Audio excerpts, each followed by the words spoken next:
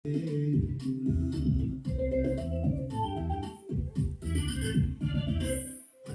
bolsa batana, وانت تغفيه واتباع طيب سلو حمسه والتفا شركنا قدريا حتى لا bolsa batana وانت تغفيه واتباع طيب سلو حمسه والتفا شركنا قدريا. أعوذ بالله من الشيطان الرجيم. بسم الله الرحمن الرحيم. halkan waxaan ka salaamayaa dhammaan ummadda reer Soomaaliland meel kasta joogaanba. Salaan ka bacdi waxa aan doonayaa inaan maanta idiin soo bandhigo maasha Allah in maanta ay fariisteen golahii wakiiladu oo maanta sabti ay ahayd ballantoodii. waxa aan rajaynayaa inuu la galay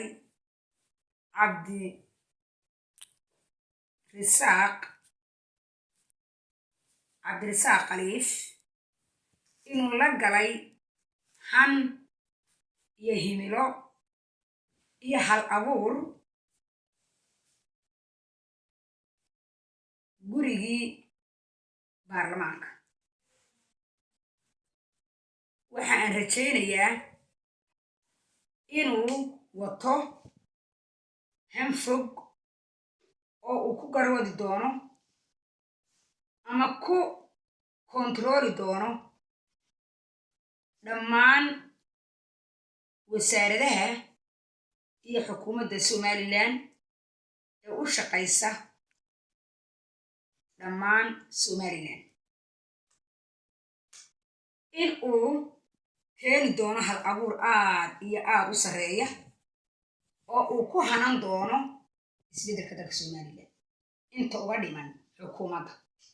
hadda hogaaminaysa dalka ee fadhiidka ka ah. waa ogtihiin inay isaga dambeeyeen labo dowladood oo xukuumadda kulmiye ah oo aynu aad iyo aad iyo aad bulshada uga cabatay oo ay soo bandhigeen arrimo kala duwan oo ummaddu ka indha gabaxday ama ka qalbi xumaatay in aynu aragnay, sida xashiishkii laga guriyay dalka, waddooyinkii burburay, nolosha taagan ee aynu ognahay. markaa waxaa laga rabaa xildhibaanada in ay ku galaan quwad iyo han aragti fogle si isbeddel degdega loo helo.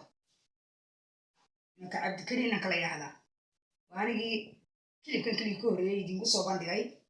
inuu haystay himilo fog iyo aragti yacni aad iyo aad u fog oo u xeel dheer tii ayuunbuu la tabaabsan. markaa fekerka qofka uu wato ayuu wax ku beddeli karaa. ilaahay cabdirasaaq khaliif ha ka dhigo nin ama xubin aragtideedu fogta. ilaahayna waxaan ka baryayaa 81 kale ee xubnood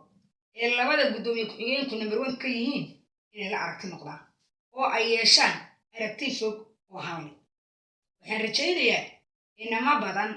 oo kolley aan qaar badan xidhiidhnay hankooda inaanay la qawadin lana baqin lana kulayl gabxin inay usoo bandhigaan guriga baarlamaanka. taasi waa iga dardaaran. annaguna haddaan qurbo joogta han baanu idiin sidnaa, himilo fog baanu idiin sidnaa insha allah oon idigaa shaqayn doono. waxaan ballan qaadayaa anigoo Marweel Cabdi Faaraxa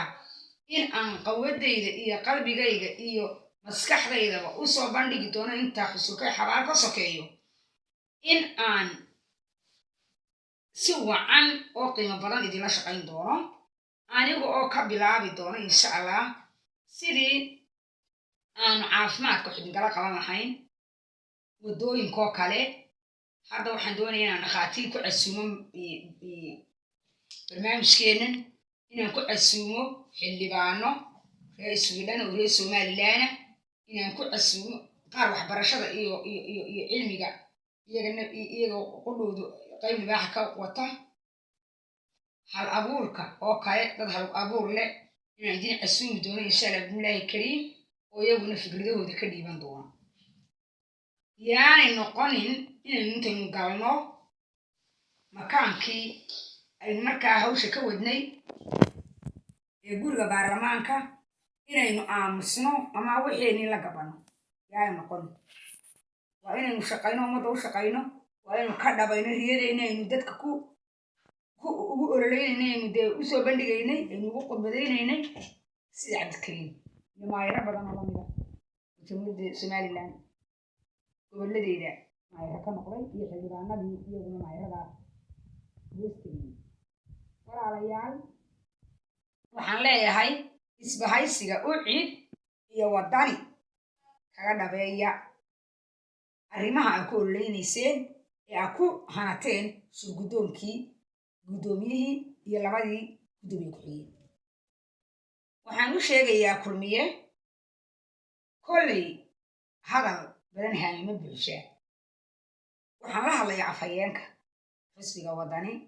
afhayeenka xisbiga kulmiye dhowr jeer oo aan dhegaystayna kolley runtii maana qushuucin waxaan leeyahay markaad leedahay siyaasaddeeda ayay iibinayaan ragga ka soo baxay ucid ama wadani sida cabdikariim iyo gudoomiye ku-xigeenka golaha wakiilada waxa weeye waa in aad fekerkaaga si wacan u fekertid waxa weeye dee labadan xubnood xusbiyay ka soo baxeen xusbiyadii bay hawsan yihiin maskaxdoodii caqligoodii wataan idinka ayay rabaan inay wax idiin sheegaan oo wax idin fahansiiyaan siba dee xubintan ku guulaysatay qaybta gudoomiye ku-xigeenka baarlamaanka waxaan rajaynayaa inuu inangiiray uu iibinayo doorashadii lagu soo doorto ku soo baxay ee loogu codeeyey mujtamacu ugu codeynayay bulshadu ka soo baxay ee reer Somaliland tii siyaasaddii uu iibinaya wataa waana xubin ucida ka mid ah kulmiyana aan gelaynin kulmiye waxaan u malaynayaa sidii udub ayuu janjeeraa waxaan idin leeyahay biliis kusoo biira alla wararanayaasha adduunyada waa laga tegayaa allaha laga cabsado ummadda sharafta badan ee soo baxday u soo baxday isbedel doonka iyo dalka badbaadiskiisana ka daaya shimarwaaqlayska